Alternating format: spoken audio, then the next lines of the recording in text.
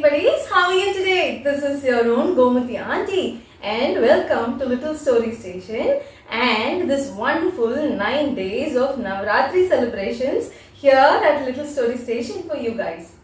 Throughout Navaratri, these 9 days, we have been looking at 9 different forms of Maha Durga called as the Nava Durgas and stories about the 9 different forms of the goddess and about how Navaratri is celebrated in the different parts of the country. And in case you have not looked at the rest of the videos in this series, I will leave a link here. Take a look at that and come back to this episode. And we are reading Nava Durga in this series. Today is day 8 of Navaratri and we are going to be talking about Mahagauri. Shall we look at what is the backstory behind the story of Mahagauri? Let's go! Mahagauri, as pure as nature. Parvati did a lot of amazing things besides creating new selves and defeating evil asuras. She loved changing the color of her skin depending on what she thought made her look her best in each new avatar. That's a good thing because if she looked the same in all her forms, how would you know who is who? Which is why Chandraghanta's skin is golden while Ambika's and Kaalratri's are dark skinned. The form of Nava Durga worshipped on the 8th day of Navaratri is Mahagauri.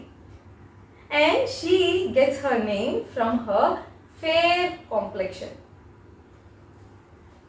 A goddess from grime.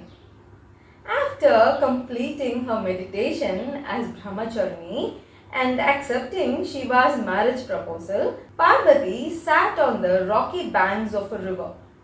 She admired the flowers that had fallen from nearby trees and were now floating on the water. As she picked up a pretty flower, she happened to look at her hands.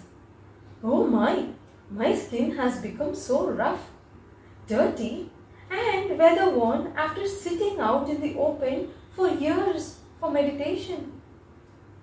Truly, a lot of dust had settled on her body. As she scrubbed herself clean in the river's waters, the grime and dirt from her skin came off like a shadow. This layer of grime turned into Ambika, the dark-skinned goddess who killed Shumba and Nishumba.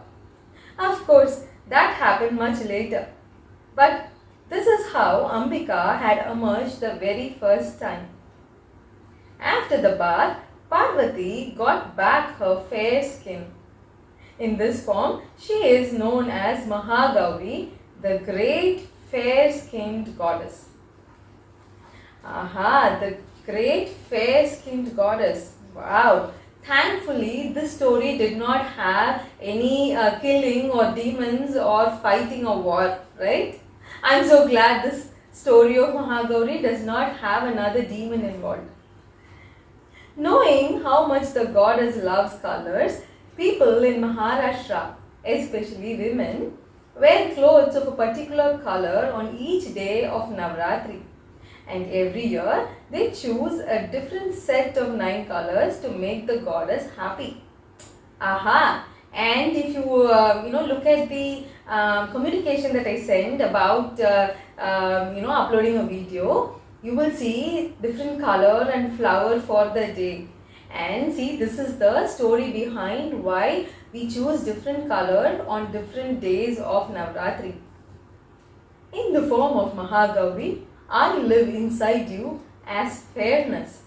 No, not the one that's connected to the skin tone, but that fairness that makes you treat everyone and everything around you equally and with respect, just like nature does. You see, Mahagauri urges us to be fair to everyone, to be just, to have the same treatment for everyone and everything around us. I hope you will be able to incorporate the oneness, the equality among everyone or all of your friends that you play with. Sometimes we say, she is my bestest friend. Oh, she is not so much a best friend. Or he is not my best friend. I don't like him. I hate him. Well, that's what Mahagauri is telling us, that, be fair to everyone. Treat everyone equally and be fair in your treatment to everyone. I hope you will, follow that message from Mahagauri today. Moving on to look at how Navaratri is celebrated in Telangana and Batukamma Panduga. That's what it is called in Telangana. In Telangana and some regions of Andhra Pradesh, Batukamma Panduga, meaning the Batukamma festival, is celebrated during Navaratri. In Telugu, Batukamma means Mother Goddess come alive. By saying this, devotees request Sati to come alive. Yes, Sati was reborn as Parvati, but the people here believe she appears every year in the form of flowers too. When nature is in bloom, the women arrange brightly colored flowers in circular rows over a large plate. They then offer the stacks to the goddess Mahagauri. Placing these floral plates in the center, they go around them singing folk songs. On the last day of the Panduga, the women carry these stacks and clay pots of the goddess on their heads to a water body and immerse them. The clay dissolves and helps the pool hold more water, while the immersed flowers purify the water.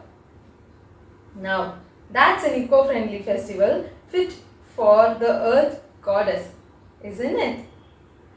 And it's very interesting to note, because Auntie comes from the state of Tamil Nadu, and we observe a very similar festival. And this is a festival and this is a tradition we follow on all the temple festivals, right? And this is called Molapari. And by looking at these pictures and knowing more about Batukamma festival, this looks pretty similar. For the Molapari festival, what we do is we sow the grains, let it grow, and we place them in earthen pots, take them in our head and carry it to the temple, offer it as an offering to the goddess, and then all women and girls dressed in pretty dresses do a procession, take it to a nearby water body, preferably a river, and immerse this Molapari in the water. Like how we spoke about a few days back about Durga Puja and Mahishasuramardini and the similarity between the idol from West Bengal to the South Indian Golu. Here also I see and I am able to draw parallels between the Molapari from the Tamil Nadu to the Batukamma festival in Telangana. Once again, you see how we are all different in the sense of the languages we speak or the state we live in, but underneath we all have the same spirit of devotion and love for Ma Durga. And with that, we come to the end of the story about Mahagauri. I hope you enjoyed today's episode, and if you did, like, share with your friends, and if you have not subscribed to the Little Story Station, click on the subscribe button that looks just like this, and I will see you again tomorrow on the 9th day of Navaratri. Tomorrow is officially the last day of Navaratri. However, Auntie will still upload one more video for Dashara or the Vijayadashmi, the 10th day of Navaratri. I will see you again tomorrow. Until then, remember, Mahagauri wants you to be fair in treatment to everyone. And read a lot of books, you guys. Bye.